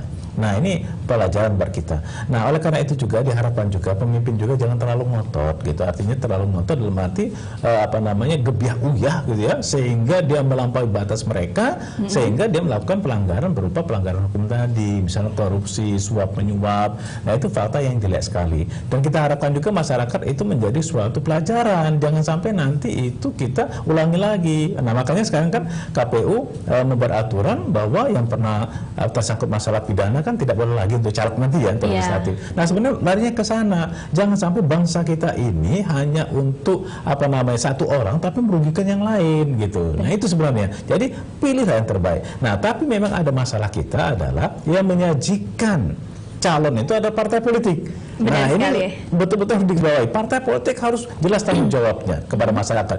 Jadi ada istilahnya itu akuntabilitas pada masyarakat ya, bukan responsibilitas saja, akuntabilitas. Jadi mereka juga harus mengerti bahwa dalam undang-undang partai politik bahwa mereka itu mempunyai kewajiban partai politik untuk membuat pendidikan kewarganegaraan. Kalau KPU hanya pendidikan pemilih ya, pemilih saya ini kewarganegaraan. Nah oleh karena itu diharapkan betul partai politik sajikanlah yang baik-baik gitu. Jadi orang-orang yang baik. Jadi jangan orang-orang yang itu saja. Coba cari. Sebab salah satu indikator kegagalan dari partai politik adalah apabila dia tidak bisa ya mengusulkan kader mereka untuk jadi pemimpin. Karena apa? Karena salah satu kewajiban dari partai politik tadi adalah membuat kader pemimpin. Jadi kalau dia tidak menyajikan, kita anggap gagal secara kaderisasi, gagal untuk kaderisasi organisasinya. Apalagi dia mengusung dari partai lain.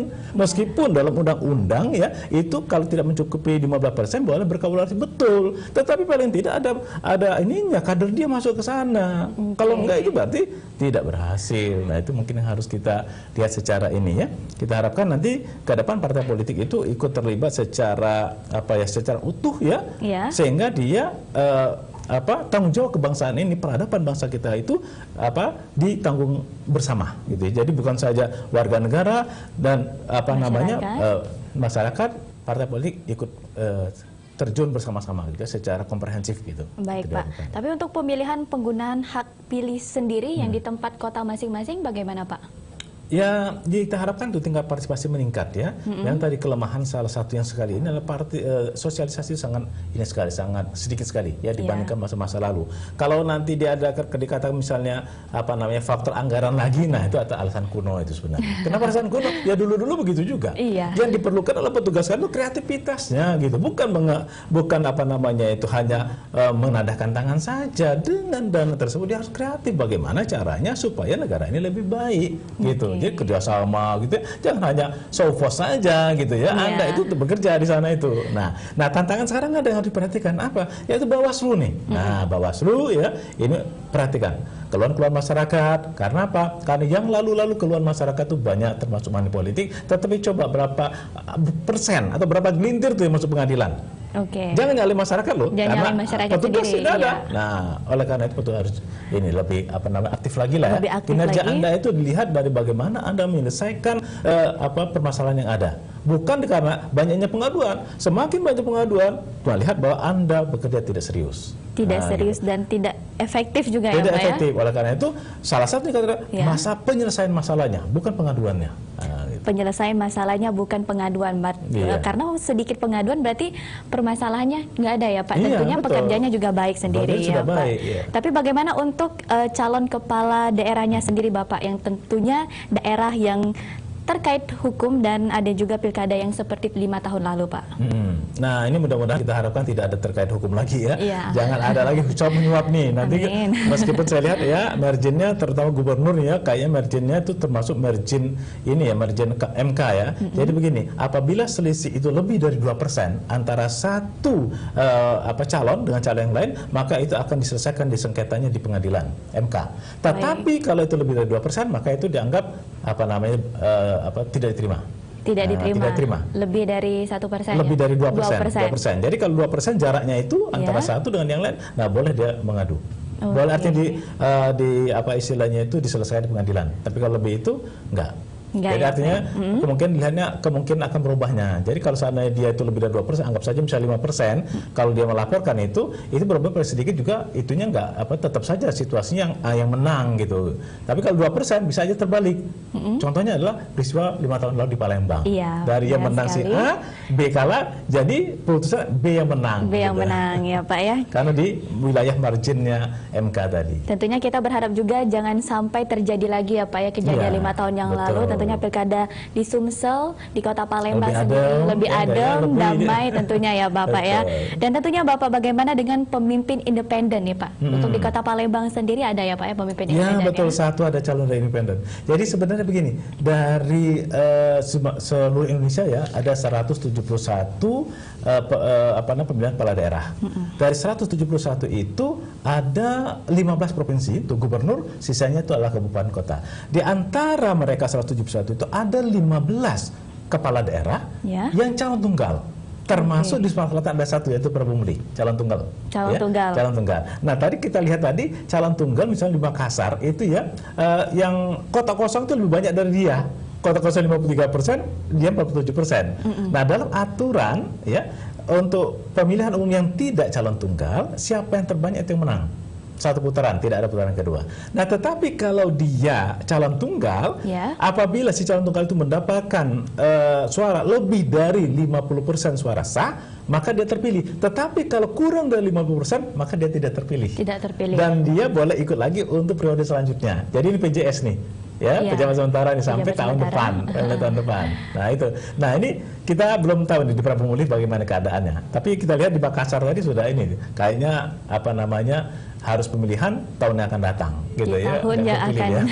Tapi mudah-mudahan nggak terjadi di kita, gitu ya. Oke, baik. Untuk pemirsa Ngopi 45 tentunya masih bisa bergabung melalui line telepon di 0711 364 111 atau di 364 666. Dan untuk pemirsa Ngopi 45 kita akan kembali lagi, jangan kemana-mana, tetap di Ngopi 45.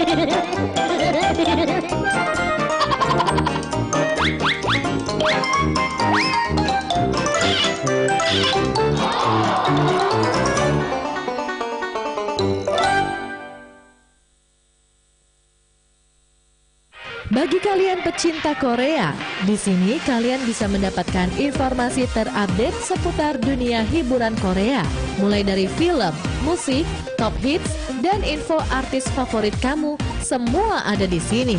Hanya di Korea Weekly, setiap Sabtu jam 8:30 malam.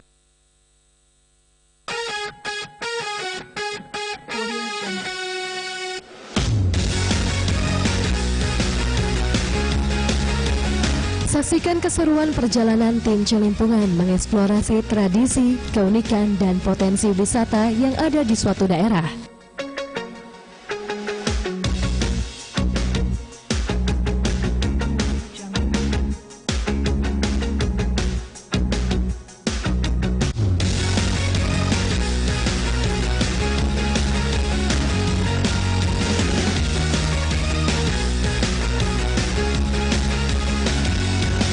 Celimpungan, celingak-celinguk kampung Anda, setiap Kamis jam 8:30 malam.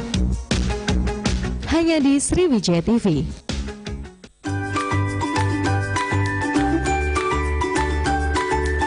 Jangan lewatkan petualangan Bedul dan Kak Okan belajar pengetahuan baru dalam Si Bedul setiap Jumat pukul 19.30 malam.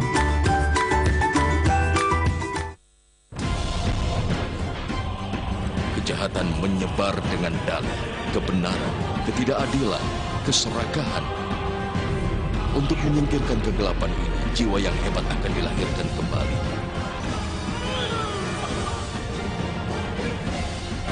Dia bilang dia akan datang. Dia ada di sini sekarang. Jiwa yang hebat itu bernama Buddha.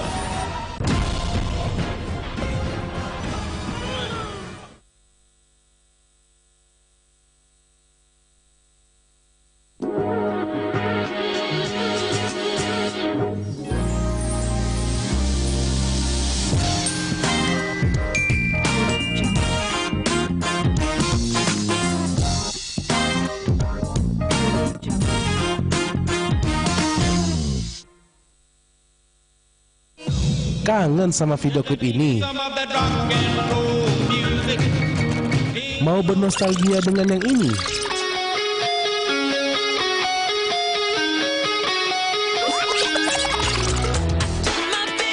Di sini tempat kalian bisa merequest dan bernostalgia dengan klip-klip lawas.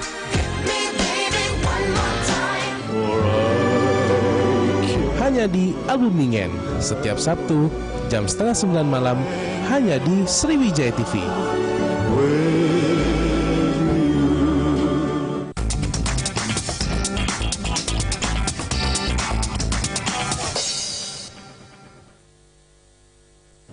Kembali lagi di Ngopi 45, tentunya masih bersama saya Rizkia Amrina dan juga masih bersama dengan narasumber kita, dengan pengamat politik, dengan Bapak Ardian Saptawan.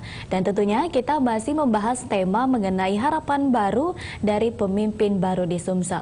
Tentunya tadi Bapak sudah banyak sekali yang kita bahas, dari EKTP juga, dari permasalahan pilkada sendiri yang 5 tahun yang lalu, ada juga bagaimana visi dan misi kepala calon daerah tertentunya ya Pak. Dan selanjutnya untuk mewujudkan Sumatera Selatan yang lebih baik lagi Bapak, semangat seperti apa yang harus kita kobarkan Pak? Ya, kita lihat sekarang itu tekanan globalisasi itu sudah masuk ke dalam kehidupan kita ya, sehingga masyarakat Palembang terutama itu sudah menghadapi suatu persaingan global ya yang sangat ketat. Contohnya apa? Contohnya misalnya keterlibatan mereka di dalam pembangunan. Nah, pengangguran masih banyak dikarenakan meskipun mereka sudah sekolah, tetapi tekanan tuntutan pembangunan itu lebih daripada itu. Nah, oleh karena itu ini PR besar bagi wali kota, bagaimana warga Palembang itu untuk paling tidak mengurangilah tingkat pengangguran.